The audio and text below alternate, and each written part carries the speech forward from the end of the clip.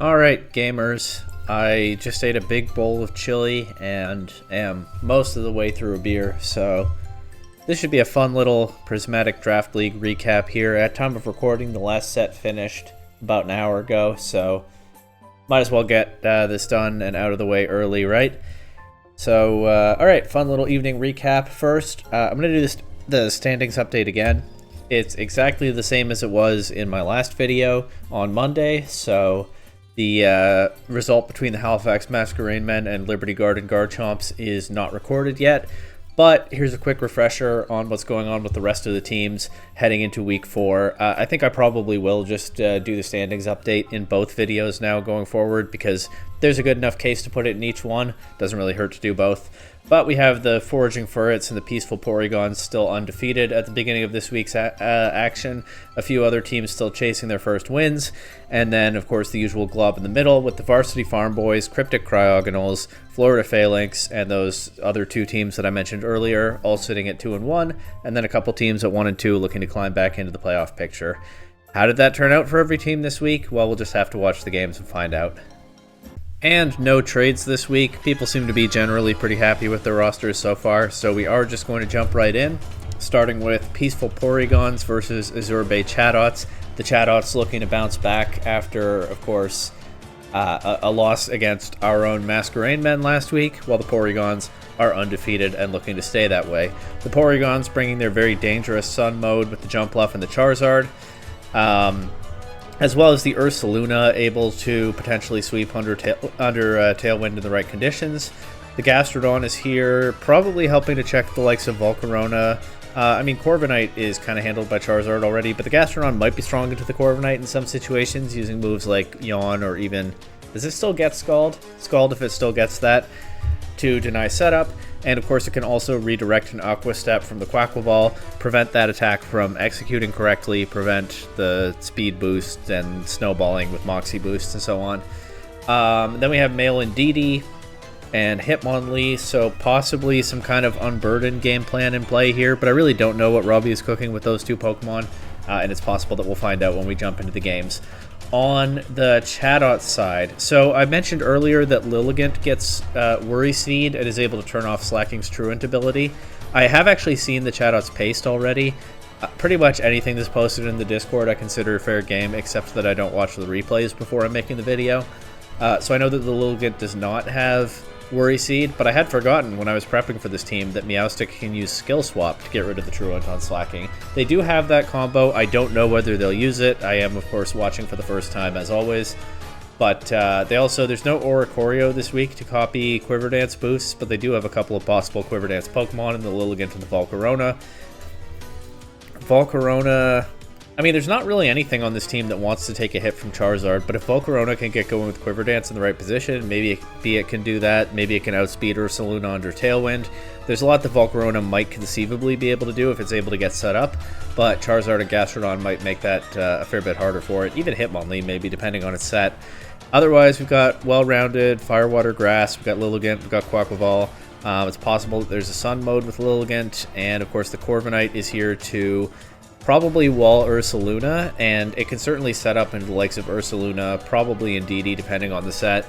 So there are a few possible openings for it to get going. The only thing is it's very afraid of the Charizard, at least at face value before we see its Terra type.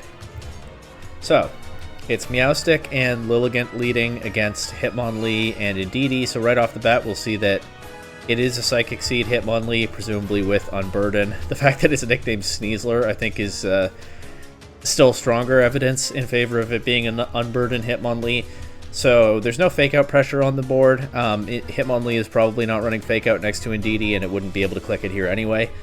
So it'll probably be the Pokemon that moves first here, although Meowstic could set a screen, or I don't remember. I remember that it has Skill Swap. I didn't look closely at the pace. I don't know what else it can do with Prankster. Obviously the Psychic Terrain turns off some of its options, but it could set a screen or something if it has that.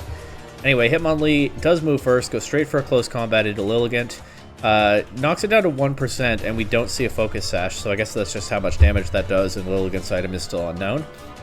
Indeedee finishes Lilligant off with an Expanding Force. The fact that it moved next Well, it could just be faster than these two Pokemon, but it's entirely possible that it's carrying a Choice Scarf. Lilligant drops without doing anything as Meowstic hits back with its own Expanding Force, chipping Indeedee pretty nicely and knocking out Hitmonlee. We now see Corviknight and Gastrodon, so if Gastrodon is here to disrupt setup, it'll get a chance to prove it now. Indeedee's Expanding Force does a little bit to Meowstic, but it can still take another one of those before going down. Throws back its own Expanding Force. Gastrodon takes some damage, but again, it's not to hit too hard here. Brave Bird from the Corviknight will finish off Indeedee. Gastrodon just going for an Earth Power to finish Meowstic off, taking that Expanding Force off the board. Makes sense, I guess. Decent amount of offensive pressure there.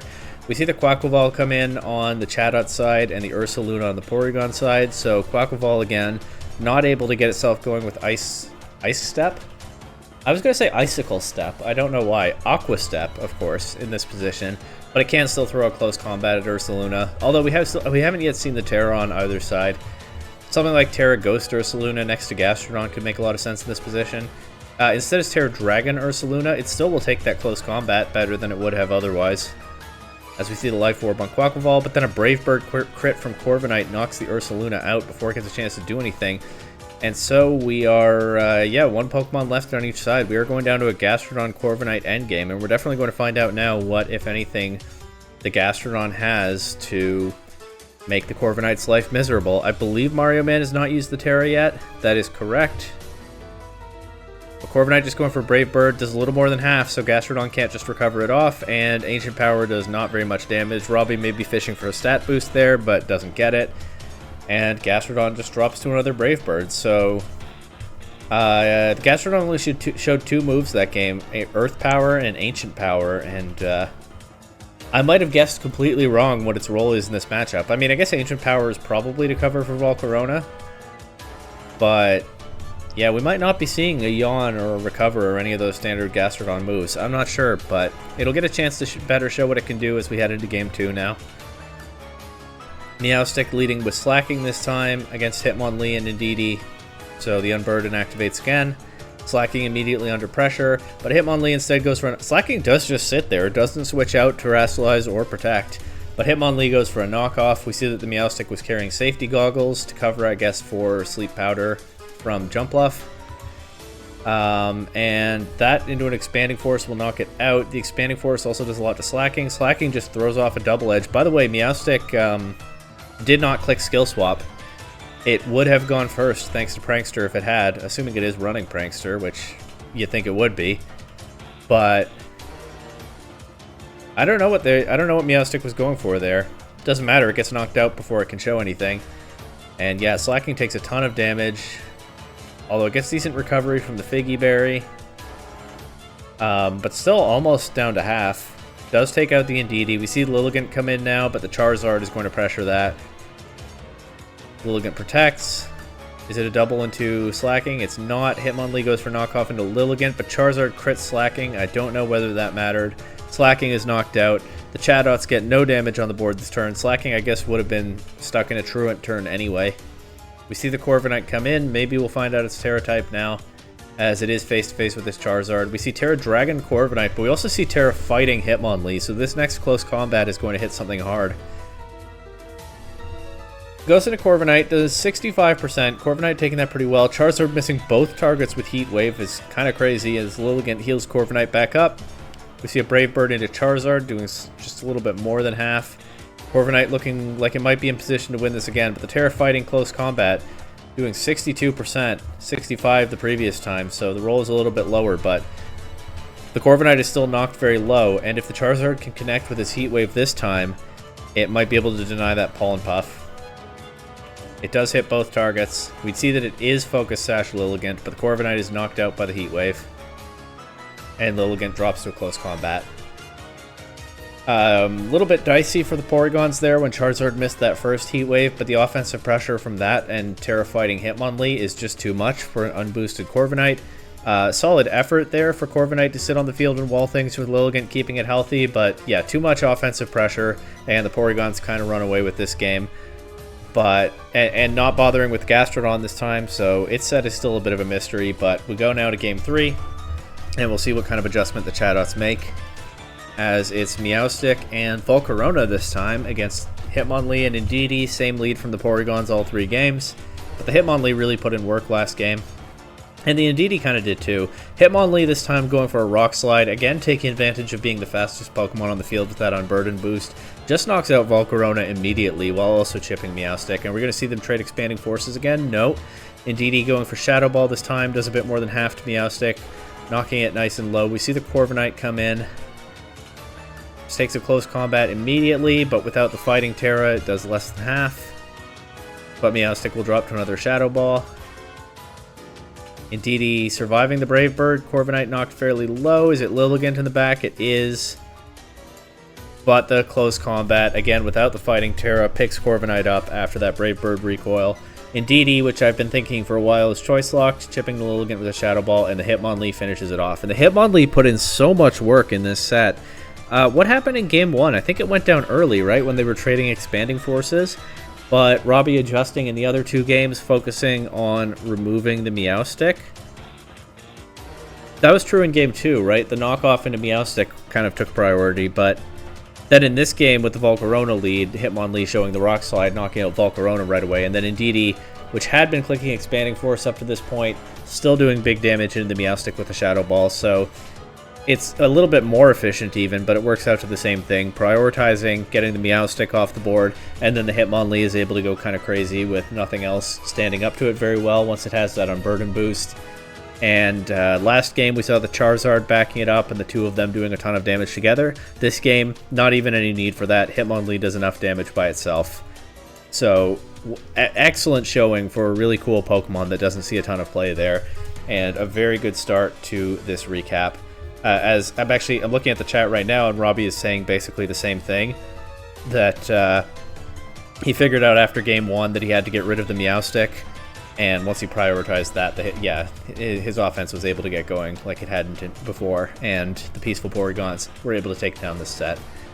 Jumping now to Cryptic Cryogonals versus Florida Falinks, a staff showdown for the ages, no doubt.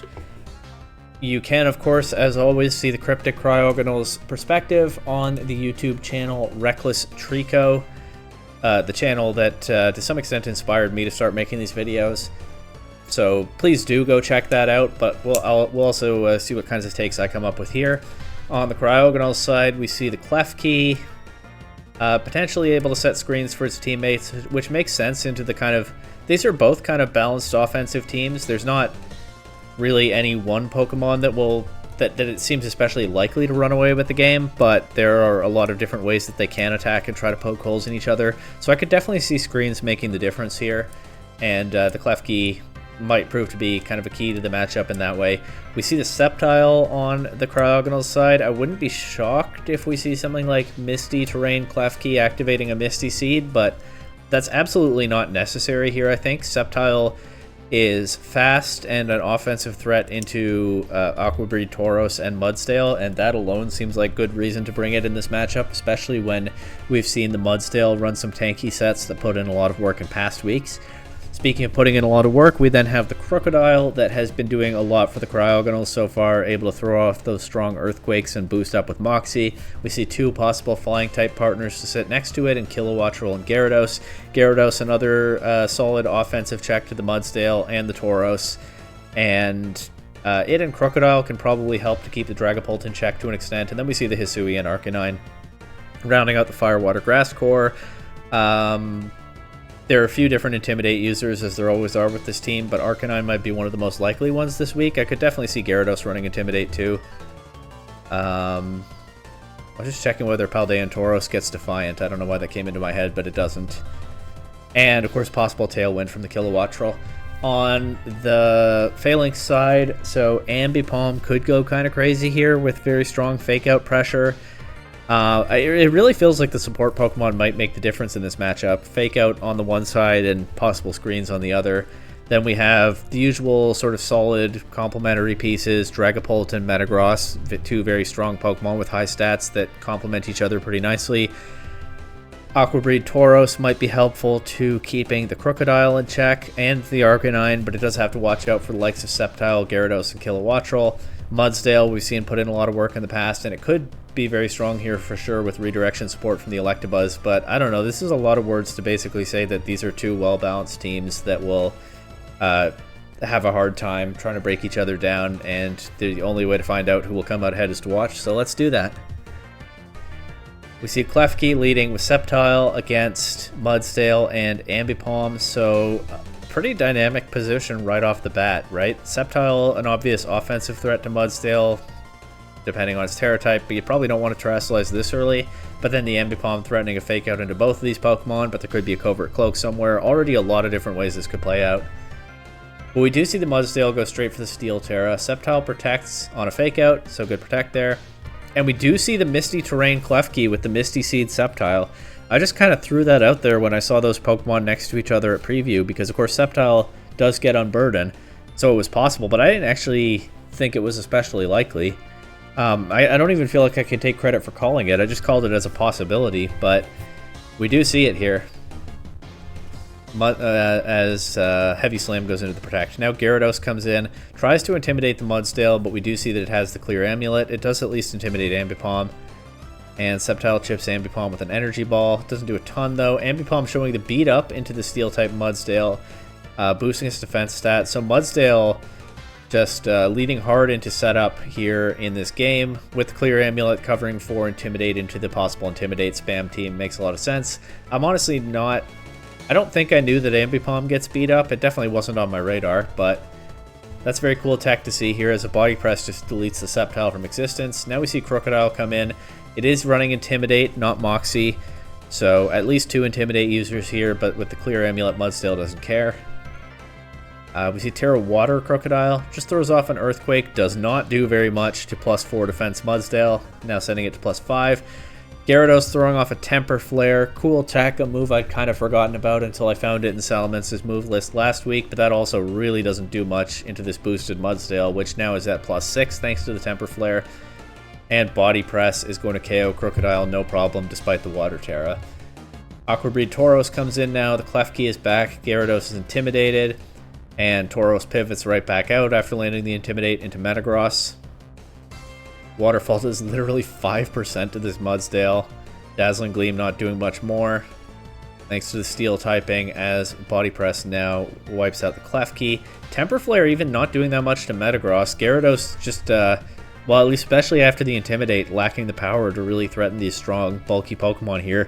And we see a weakness policy on the Metagross. Makes sense. A lot of different ways to activate it with the Crocodile, the Arcanine. I don't know if they saw Temper Flare Gyarados coming, but that works out very nicely for them here as Psychic Fangs will one-shot the Gyarados. And the Florida Falinks pretty convincingly take Game 1. Once the Mudsdale terrestrialized and got that beat-up boost, there just was not anything that the Cryogonals had available into it. And actually, that Steel, looking over the matchup, that Steel Mudsdale is really strong into their team, because Ambipom is faster than almost anything they have. Not an Unburdened boosted Sceptile, but the Steel Terra covered nicely for that. And then you want to try to threaten it with a special attacker. Well, Gardevoir doesn't want to hit the... Gardevoir doesn't want to mess with the Steel typing, neither does Cryogonal. I don't remember everything that this team has right now. But even thinking about Pokemon that they didn't bring, the Steel Mudsdale covers pretty well for a lot of what they have. So I say that these are well-balanced teams with not many obvious weaknesses. And I do think I'm right about that, but the Terra Steel Mudsdale does have a lot of good matchups here, and it's going to be interesting for sure to see how the Cryogonals adjust to that. Maybe something with the Kilowattrel, but I don't know. We're just going to have to find out. Clear Amulet, too. Of course, it was sweeping with Body Press in the end, but the Clear Amulet kept its Heavy Slam threatening all the way through. We do see Kilowattrel leading with Crocodile, and we see the Paldean Tauros lead. The other teammate is Dragapult. It is competitive Kilowattrel, as I anticipated, so it'll get a special attack boost, and it should be harder for Mudsdale to set up now if they even try that, but they have not led with it this time. Intimidates on both sides, Dragapult doesn't care. Tauros just goes straight for a close combat into Crocodile, but at -1 attack it doesn't KO, and Crocodile lands a knockoff that does KO Dragapult. Crocodile moved before Dragapult there, so is it Scarfed? I mean, a Scarf makes a lot of sense. It's kind of one of the most obvious items, I think, to run on a Crocodile, so... But the Tauros went before the Crocodile. Are they both Scarfed? Well, anyway, there goes Dragapult. Mudsdale's back in. Gyarados comes in to, I guess, make it a little bit harder for Mudsdale, or get intimidated into Tauros and make Mudsdale's life a little bit harder. We see Terra Water on the Kilowattrel. I'm not sure what that... Well, I think probably what that's meant to do in this position is take a Water-type hit, like a Raging Bull from the Tauros or a Wave Crash. But instead, Tauros goes for close combat, so Kilowattrel actually kind of harmed by its Terra here. But now we see what it was actually for, which is the Water Terra Blast to Mudshot the Mudsdale. There will be no Mudsdale setup in this game, as we see that Reckless Trico did bring attack for it, just wasn't on the field in Game 1, but Mudsdale drops immediately to that +2 Water Terra Blast here. Never mind Kilowattrel taking the close combat, it's fine with making that trade. As we see Metagross is the last Pokemon for the Falinks. Crocodile coming back in, getting another Intimidate into Tauros. It's Terra Water on the Metagross as well. Thunderbolt knocks out Tauros. Metagross can get a weakness policy boost if it survives a Thunderbolt, but I mean, I don't think that was likely to happen. And Bullet Punch will knock out Kilowattrel, but Crocodile still spamming knockoff. Drops to a Bullet Punch, but I'm pretty sure Gyarados wins this endgame. And it's Hisui and Arcanine in the back. We see yet another Intimidate, stopped by the Clear Body. So the Cryogonals, I mean, I joke around a little bit about the Intimidate spam, but they actually did bring 3 Intimidates this week. Unfortunately, it's into Clear Body, Clear Amulet. So really only useful into Tauros and Ambipom, but still good to have for those Pokemon, as the Tauros was really badly weakened in the late game there. But yeah. The Water Kilowattrel proving to be a great anti-Mudsdale attack, giving it no chance to get set up here. And then the Crocodile outspeeding Dragapult and one-shotting it with knockoff as well really opened the way for Gyarados. I mean, Arcanine was there too, but Gyarados in particular to clean this game up against Metagross and Tauros. And it's going to be an interesting positioning game now in Game 3 for sure, because I don't know if you go for the Mudsdale game plan again in some form if you're the Falinks, knowing now that you have to watch out for the Kilowattrel, but you can probably beat the rest of this team. I don't know if you lead Kilowattrel if you're Reckless Trico, trying to cover for an early Mudsdale game plan, or you could probably get away with saving it in the back, but you probably bring it to this game. And if you're Ninja Meerkat, then do you consider Electabuzz, bringing Ambipom back? A few different ways to play this. But it's going to be Crocodile leading with Kilowattrel against Tauros and Dragapult. Same leads as Game 2. Kilowattrel will get the competitive boost again. Crocodile switching out this time. I would imagine expecting a different play with the Dragapult, because now it knows that the Crocodile will be able to knock it out. We see Terra Stellar Tauros. Close combat into Gyarados, though, doesn't do very much damage. Dragon Arts from Dragapult does pretty good damage to Kilowattrel as we see the Tailwind get set up. And Gyarados going Terra Dragon. Thunderbolt into Tauros. Blocked by the switch into Mudsdale. Gyarados just goes straight for Outrage. Locks right into Outrage. Does target correctly into the Dragapult, but hits a Protect. As Kilowattrel protecting here, trying... I'm sure looking for its... Well, I was going to say looking for a chance to snipe the Mudsdale, but the thing is, the Cryogonals have already used their Terra, so there's no Terra Water Kilowattrel this time. It has to just, I don't know, Air Slash or something. Maybe try to bait out a Terra on the Mudsdale, but there's not really much reason for Mudsdale to Terrastallize right now that I can see. I mean, maybe the Gyarados is supposed to help pressure that out, but it's not, because the Gyarados is locked into Outrage. I guess Mudsdale still takes that better if it Terrastallizes, but I think you can play this more patiently than that if you're Ninja Meerkat, as Mudsdale, with unboosted defense, does take that Outrage pretty well. Gyarados now confused. Chipped by that Stomping Tantrum. Chipped by the Rock Slide. Tailwind is over. Kilowattrel back on the board, so is Tauros. Kilowattrel getting to +2 again. Can't say that Pokemon hasn't been positioned well.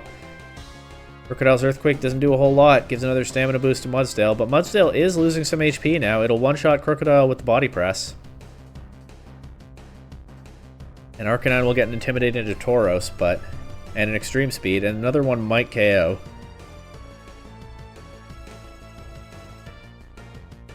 So Tauros is in some danger here, but no, gets a more favorable roll, survives the extreme speed, and is able to knock out Kilowattrel with a Raging Bull, and that was probably the last significant threat to Mudsdale off the board. Mudsdale can Terrasilize now if it wants. Oh no, it can't because Tauros is already Terrasilized. But it doesn't matter. Tauros is faster, gets the Gyarados with the Raging Bull.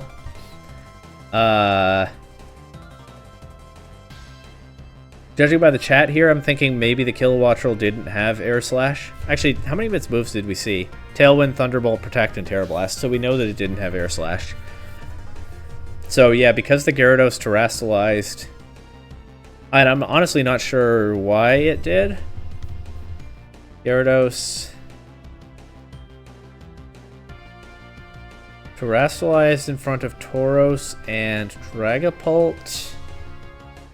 Maybe trying to cover for something, but yeah, if the Kilowattrel had been able to Terrasilize, the Mudsdale would be easier to deal with, but as it was, Reckless Trico forced to kind of pivot around and just picked apart by the Tauros and Dragapult being fast threats, with the Mudsdale being so bulky and able to stand up to everything other than the Water Kilowattrel. And so the Florida Falinks do take this one. The Mudsdale being shut down in 1 out of 3 games, but powering through in the other 2. And we ourselves will power through now as we move on to Marvelous Bridge Malamars versus Regional Reshirams. 2 of the teams that I believe are both chasing their first win in this matchup here. The Malamars bringing the Pachirisu, fan favorite I'm sure. As well as, I mean, it's an interesting assortment of Pokemon. I don't necessarily know what they do. Blaziken can play a pretty strong speed control game unless we see the Trick Room mode from the other side. Hypno could be actually kind of an interesting anti-Trick Room Pokemon, able to threaten Gallade and Amoonguss, at least to an extent, although it has Chandelure issues. I guess one way to look at this is kind of an assortment of matchup pieces, right? Blaziken is probably the strongest Pokemon in a fast game, high-speed game here. Hypno and Hydreigon, between the 2 of them, are able to cover the Trick Room threats reasonably well. Honchkrow can pitch in there as well. I never really know what Midnight Lycanroc does, but I'm pretty sure we've seen it put in work before, and with Pachirisu redirection support, whatever exactly the game plan is here, it'll have some opportunities to get set up and get going. On the Reshiram side, we see definitely a possible Trick Room mode with Gallade, Chandelure, and of course Amoonguss.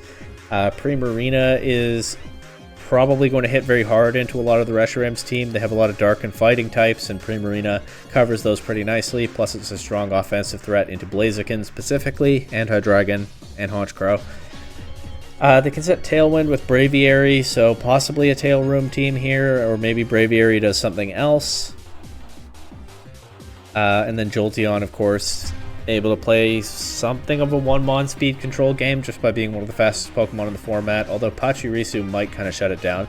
So definitely a few different ways that both of these teams can play, and we'll just have to see how their game plans interact here, as it's Hypno and Lycanroc leading against Braviary and Gallade. I could definitely see Braviary going for Tailwind here and Gallade just throwing off an attack into something. And that's immediately pretty threatening for the Malamars. They might find this league position kind of tricky to play, although maybe the Hypno can set Trick Room or something and turn things around. Trick Room, Hypno, Protect, Lycanroc could be strong here, but I mean, I don't know what these players have prepped. Let's just find out. Lycanroc actually moving first and going straight for a Stone Edge into Braviary. It actually does have slightly higher base speed. I did not know how those interacted, so could be max speed Lycanroc or non-max speed Braviary. Still a few different ways this could be playing out, but never mind anything I just said about a Tailwind because the Braviary is just gone. Gallade, on the other hand, throws a Sacred Sword right back into Lycanroc. So that's probably a decent Pokemon trade if you're the Malamars, although you would like to have the Lycanroc now into this Chandelure, I would think. As I would say the Reshiram still... The Hypno went for Reflect. That'll help into Gallade some. I actually don't know. Sacred Sword ignores defense boosts. I don't know whether that includes Reflect. I would guess that it probably ignores Reflect, but we might do a quick Bulbapedia check after this game. But it's definitely not helpful into the Chandelure, which is probably faster than Hypno. Well, yeah, given that this looks like a Tail Room team to me, I think you probably do put speed investment on the Chandelure. And also the Hypno probably doesn't have speed investment. So yeah, Chandelure is probably faster than Hypno. It's threatening a KO immediately, not necessarily because there is Follow Me next to it, but this is looking like a fairly passive position for the Malamars, and there's just so much more offensive pressure from the Reshirams. But the Lycanroc surprised me last turn, so let's see if anything surprises me this turn. We see Terra Fairy, Hypno, we do see the Follow Me, a Heat Wave chips both Pokemon, but doesn't do a ton to either one. And Gallade's Night Slash, probably trying to hit the Hypno, does not knock out the Pachirisu. Hypno gets both screens up, but the Heat Wave is still doing so much damage. Gallade going for another Night Slash, doesn't quite KO the Fairy-type Hypno, which actually gets some recovery now with the Draining Kiss. We see Blaziken come in, but the Chandelure able to just throw off these Heat Waves. I kind of wonder whether it's choiced. I think it probably is if it's clicking Heat Wave in that position, but that's plenty to knock out the Hypno. Hypno tried, right? It set both of its screens. It terrestrialized and got off the Draining Kiss. But Chandelure is just such a strong special attacker. Over time, the damage added up. Hypno dropped. Pachirisu was able to redirect for a bit, but it dropped too.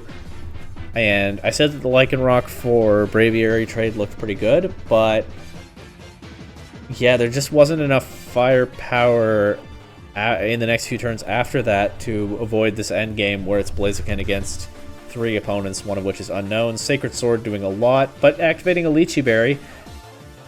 Blaziken going for Poison Jab into the Chandelure.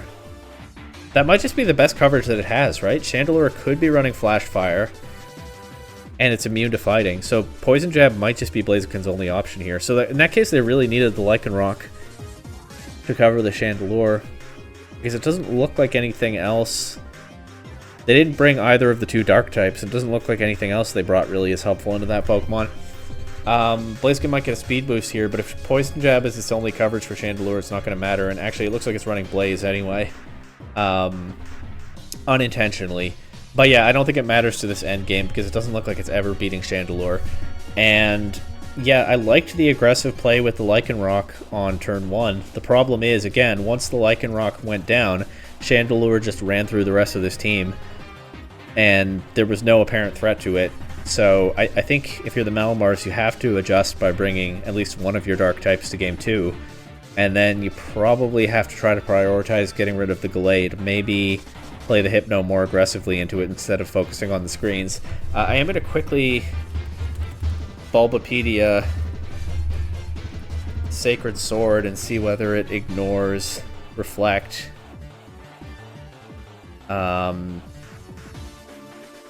If they'll tell me. It ignores defense boosts, I know that, but does Reflect count like other direct defense boosts? It doesn't look like we're going... I was just checking for a trivia section there that might tell me, but it doesn't look like we're going to find out. Absent other information, my guess is it probably does. And yeah, I think if you're the Malamars, you need more for the Chandelure in game 2, so let's see what they come up with. Hydreigon and Pachirisu, that is more for the Chandelure against Gallade and Braviary again. Not the same immediate offensive threat into the Braviary anymore, as we do see the Lycanroc switch in, but Braviary will now have a chance to make at least one play if it wants, and it is the Tailwind.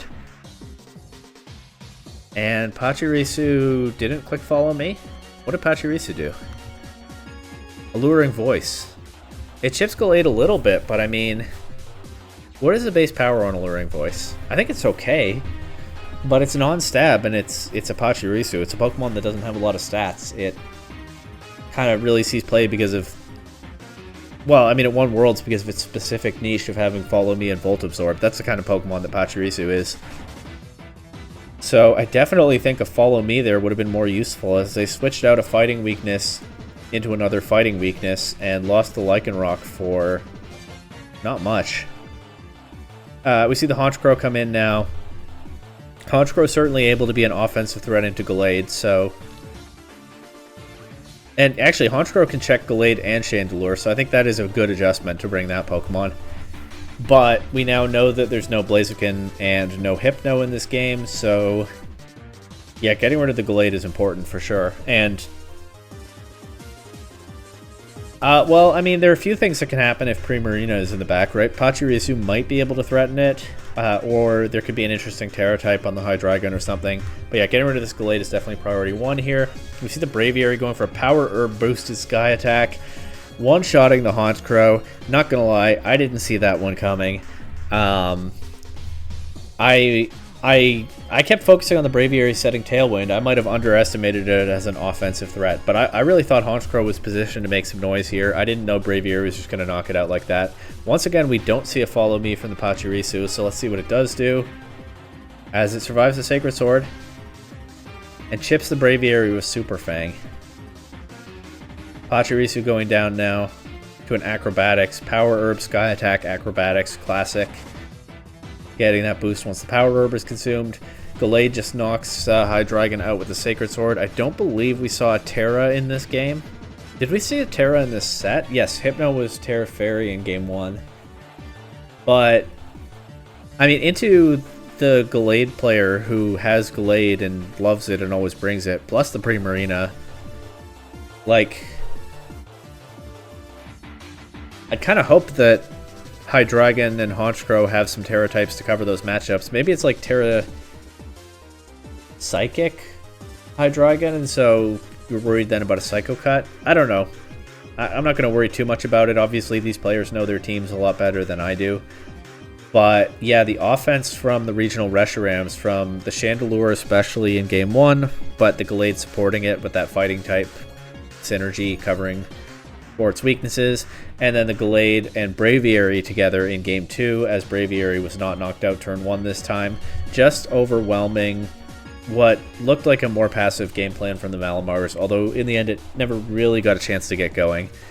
But yeah, that's the value of strong Pokemon, I guess, and the regional Reshirams are in the win column as we move on now to Varsity Farmboys versus Alberta Arcanine.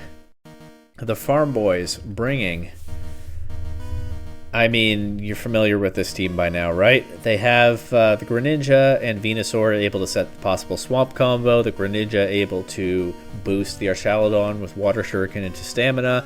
Comfey is here, able to keep Archaludon and Garganacl healthy. Garganacl able to, I don't necessarily know what it's here to wall. Honestly, I don't remember the Arcanine roster that well. Looking at the Pokemon that they brought here, it kind of seems like Blissey might be more useful than Garganacl, but then you've also got the Wide Guard Mienshao, able to cover for some tricky spread moves that, like we've seen from the Arcanine sometimes, able to give Fake Out support as well. So, I mean, it's the usual stuff. We could see the Swamp combo. I definitely think there's a good chance we see the Archaludon get set up, and the Comfey keeping it healthy. On the other side, we got Smeargle and Lapras, two Pokemon that have proven very unpredictable so far. We got Volbeat, possibly able to set Tailwind, possibly able to, I don't know, set Rain Dance for an offensive Lapras, maybe.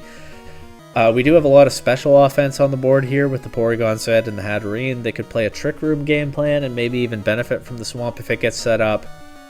They definitely have some offensive threats into Archaludon and Garganacl that are not stopped by the stamina boost, so that makes a lot of sense from a team building perspective here, bringing the Porygon Z and the Hatterene. Those are probably two of your best bets to break this team. Honestly, even Sheer Cold Lapras might be kind of reasonable this time, just because this is such a bulky team in some ways, and if the key bulky threats go down, then you might be able to take over the game from there.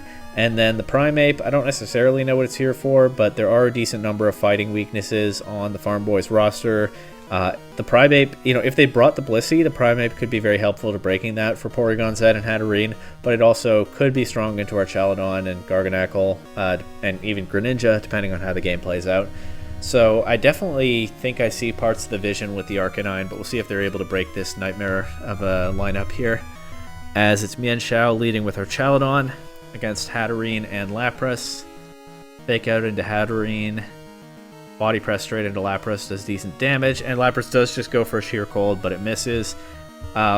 This Lapras has been a little bit trigger happy with Sheer Cold this season, but like I said, I actually kind of think it makes sense in this matchup. It's definitely not the worst idea. But it doesn't work out this time, as Lapras will drop through close combat. Hatterene gets hit hard by a Flash Cannon, does set Trick Room. And we see this Smeargle come in. Is Hatterene going to be able to pull this back? Well, Garganacl might make it tricky. Ooh, that Dazzling Gleam doesn't do very much either. The Terra Normals, and it's, of course, the Moringa Berry.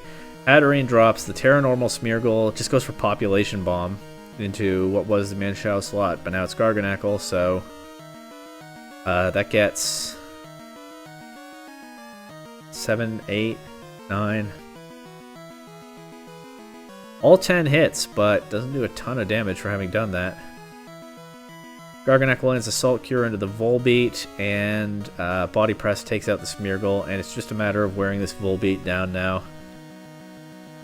Pretty safely Fake Out, yeah, an attack. And hey, it's a different game if that Sheer Cold connects. I mean, the problem is since they brought both Archaladon and Garganacl, it's still not an easy game in terms of breaking through the opposing team, but yeah, the Sheer Cold miss. Kind of sinking them there as the team unraveled from there. The Hatterene took a lot of damage from that Flash Cannon and just was not doing enough back. So we'll have to see what kinds of adjustments the Arcanine can make. The Population Bomb Smeargle, though, definitely a fun tech. And here we go to game 2. Mienshao and Garganacl this time. I thought it would just be Archaladon again, but no. We see Smeargle and Primeape on the other side. Smeargle takes a lot from Fake Out. Not a ton of stats on that Pokemon. Garganacl takes the close combat from Primeape. Lands Assault Cure. Does Primeape switch out? It does not. We see Terra Normal Extreme Speed from Smeargle, but it only does about half of the damage that it needs. Primeape drops to a close combat with his own defenses lowered. Garganacl gets the recover. Here's the Lapras. Goes for Protect. No Sheer Cold yet. Is Smeargle... Okay. I thought Smeargle was going to Population Bomb the Mienshao, which actually would be a pretty cool play, because you'd remove an offensive threat to Lapras, and then... I don't know the rest of Lapras' set. Still possible, I think, that it pulls this one back with Sheer Cold. It definitely could happen, but I think you need... You either need a good Terra type like Ghost on the Lapras, and that's not available now because Smeargle has gone Terra Normal again, or you need to remove the Mienshao. So we see the Frost Breath into Garganacl instead. It does very little damage because it's not a super strong attack and it's coming from a Smeargle. Gives it the Moringa Berry too, though I don't think that's necessarily going to matter in the rest of this game. But I think a Population Bomb into Mienshao this turn could really have made this a different game. Instead, yeah, Lapras is going to drop to the close combat now. Population Bomb happens one turn still too late, but it's still a cool play. And see, it only needs 2 hits there to KO. Imagine last turn. Keeping the Lapras on the board. Smeargle gets Salt Cured. It's not going to be around much longer. Comfey's here can keep Garganacl healthy. Garganacl has a special defense boost. Comfey actually just taking a KO on Smeargle, but now they get the Salt Cure into Hatterene. And yeah, that Dazzling Gleam is just not doing enough damage. We see Leftovers Hatterene. Maybe it's like a bulky Calm Mindset, trying to set up in parallel to the opposing team. But it definitely kind of feels too slow when it's so offensively threatened by Archaladon and can be Salt Cured down. Whatever the case, there's the Trick Room, but I mean, Hatterene is already almost gone to the Salt Cure damage, and it's going to drop now. Psych Up. Copying the Comfey's Calm Mind boosts. That is not a tech that I saw coming, but yeah, it is too late at that point. And we never saw what the Porygon Z can do. That's kind of unfortunate. That Pokemon has sort of the most offensive punch on the Arcanine team, so it might have made a difference here, but I really think if you Population Bomb the Mienshao a turn earlier and Lapras gets some chances to click Sheer Cold, obviously it's very luck dependent. Obviously it fails more often than it works, but it could be a different game and a different set if you manage to pull that off. Okay. And with that, we wrap up the week with the undefeated Foraging Furrets taking on the Drowsy Torkoal. The Torkoal, well, we have a weather matchup, right, with rain versus snow. The Alolan Vulpix will, I would imagine, be the slower weather setter here, and the Glaceon could threaten... Glaceon actually has a decent offensive presence here, not only probably running Snow Cloak, but also able to threaten Blizzard into Superior and Freeze Dry into these 2 frogs. There are only 2 frogs on the Furret side here. Bellybolt is taking this week off, but we see the duo of Politoed and Poliwrath threatening probably the Sun pieces on the other side in particular, but also just strong offensive presence into most of this team. I mean, Poliwrath probably running Swift Swim, so it'll move faster than most opponents. And Mismagius doesn't really want to take a boosted physical attack from Poliwrath. Neither does Glaceon. Shiftry is threatened by the fighting attacks. Noivern could be threatened by like an Ice Punch or something. Poliwrath definitely has potential to sweep here if it gets the right support from Politoed, but Alolan and Vulpix might genuinely make its life harder. And Glaceon again threatening it with that Freeze Dry, probably. Serperior is an interesting bring here into the Sun and Sand team. I'm not sure that it'll get a chance to get going, but I do always enjoy watching it when it does, so we'll see. It does have possible support from the Gothitelle and the Furret. And then, I don't know, Raichu just threatens fast damage into stuff. It's probably their best answer to the Clawitzer if Serperior really doesn't work out here. And on the Torkoals side, we got Noivern probably setting Tailwind. We got possible Wind Power Shiftry, which has mostly been an Explosion bot so far this season.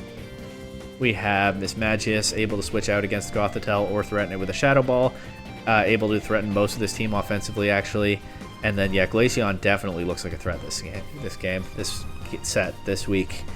We see Furret and Raichu leading against Noivern and Shiftry. The Explosion Lover might be preparing to explode again. We have Frisk on both sides of the board, so we get a lot of information here. Specs Furret. Alright, yeah. I forgot that the Foraging Furrets are just kind of a menace with the offensive Hyper Voice Furret. Specs Furret. Sash Raichu, makes sense. Covert Cloak, Noivern, makes sense. Not going to be flinched by a Fake Out from the Raichu here. And Focus Sash, Explosion Lover, able to make sure it gets that explosion off, right? Terra Steel Noivern, Terra Ghost Furret. But the Shiftry just goes for a Fake Out here into the Raichu. An Explosion, of course, would not get any KOs this turn with the Ghost Furret and the Raichu having a Sash, but Shiftry doesn't go for Explosion this time. And Noivern gets a chance to set Tailwind and boost Shiftry. Now we see the Hyper Voice from the Furret. Doesn't do a whole lot of damage. Noivern drops a Draco directly onto Raichu's head, knocking it out. And Shiftry taking out the Furret with a knockoff. And it's just Serperior and Politoed in the back. I think this one is going to... I mean, this looks like a very strong position for the Drowsy Torkoal right here. As Noivern lands a Hurricane, it is a -2 special attack and not the strongest Pokemon to begin with, so that only does about a third to Serperior, but a knockoff follow-up knocks it out.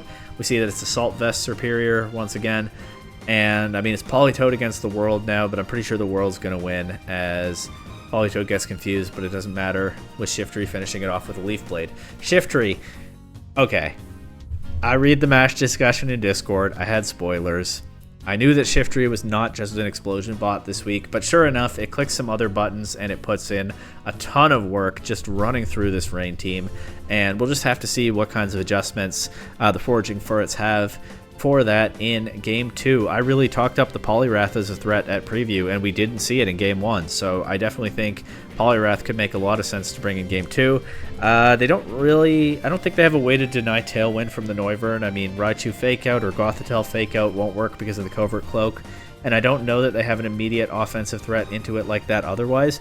Maybe you could lead like Politoed, Poliwrath, and double Noivern with like an ice attack if you have that on Politoed and something and a fighting attack from Poliwrath or a water attack, so that you can cover for whether it terrestrializes or not. Or maybe you can do something like that with Raichu and I don't know, Politoed or someone. But the Shiftry, if it's a Noivern Shiftry lead again, then the Shiftry threatening Fake Out into something, unless you have a Covert Cloak somewhere, doubling into the Noivern is not really an option. So there's probably not a way to deny this Tailwind. And then Raichu has the Sash, but it's otherwise not very bulky. Furret's not bulky. Serperior, we know, doesn't have Protect because of the Assault Vest. So it might be tricky to stall out a Tailwind and position the Poliwrath to be a threat, but I think if you're the Furrets, you might have to be looking for a way to do that right now. We see Politoed lead with Poliwrath. Okay, like I said, maybe there is a Covert Cloak on one of them.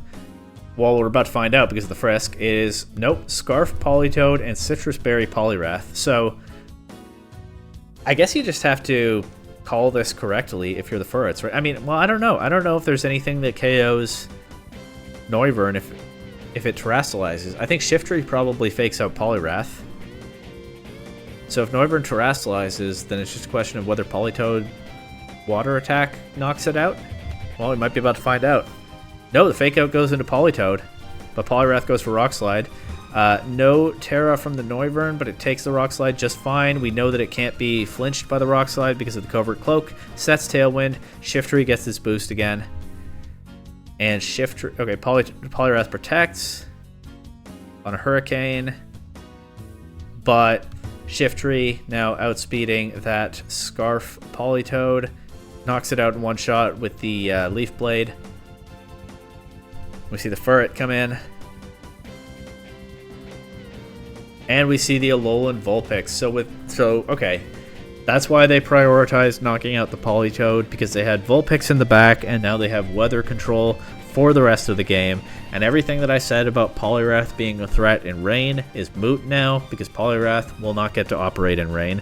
Poliwrath landed one Rock Slide that didn't really do a whole lot of damage, and then it was forced to protect the next turn. And now its speed control is gone, the boost to its water attacks is gone, and it's just massively threatened by this Shiftry. I mean, it's hard to imagine Furret will save it here. We see Terra Dark on the Shiftry, knock off one-shots the Furret, showing no fear of the Poliwrath, which just goes for another Rock Slide. We know that Poliwrath is not choice locked, so it could be going for a fighting type attack into Shiftry if it wants, assuming it has one. Maybe thinking that the Shiftry would terastallize into something to cover for that, but Rock Slide still not doing a whole lot. The Raichu gets in now, no Fake Out. Shiftry knocks it down to its sash. Dazzling Gleam from the Vulpix finishes Raichu off before either Pokemon on the other side can move thanks to the Tailwind. It actually chips Poliwrath pretty nicely too. Poliwrath landing a Liquidation into Shiftry. Maybe it doesn't have a fighting attack, but Shiftry switches out for Noivern. Poliwrath going back to the Rock Slide, misses Noivern, but I think we know it's not KOing anyway. And we don't get to see Glaceon click Freeze Dry, but the Alolan Vulpix, that little baby fox, landing a big Freeze Dry that does pretty good damage to this Poliwrath. Does get the Citrus Berry. But if Noivern lands a Hurricane, especially with this Helping Hand boost, it doesn't even have to gamble on Hurricane, with the Helping Hand, gets the KO with Draco Meteor. Poliwrath drops, and the Drowsy Torkoals have just swept through the previously undefeated Foraging Furrets 2 games in a row. The Furrets take their first loss of the season. The Torkoals looking like an absolute powerhouse team, with the Shiftry putting in a ton of work this set, and the Noivern, and even the Alolan Vulpix here in Game 2. I think Alolan Vulpix might make the thumbnail this week.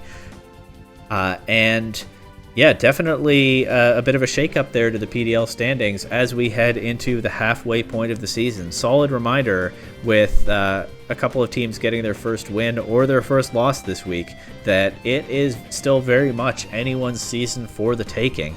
So the only way to find out what will happen, as always, is to watch. And I hope you'll subscribe, hope you'll like the video, and I hope you'll stick around to see how the second half of this season and then the playoffs play out.